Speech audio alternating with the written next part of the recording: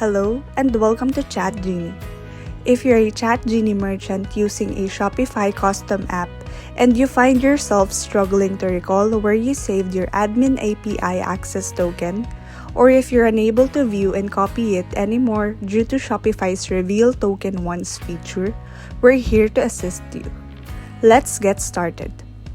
Here's how your API appears once it's revealed. To get a new admin API access token, follow these simple steps.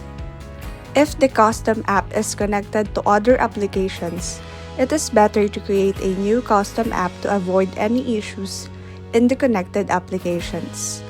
To create a new Shopify custom app, check out this video guide. If the custom app is not connected to any applications, simply follow these steps. In your Shopify store, click Apps and go to Apps and Sales Channel Settings. In the App and Sales Channels page, click Develop Apps, then click the custom app that you want to connect to ChatGenie. Uninstall the app by clicking the Uninstall App button. Then click Uninstall in the pop-up displayed. Install the app by clicking the Install App button.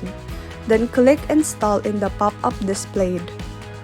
Once done, you will be redirected to the API Credentials tab where you can reveal the admin API access token and copy it.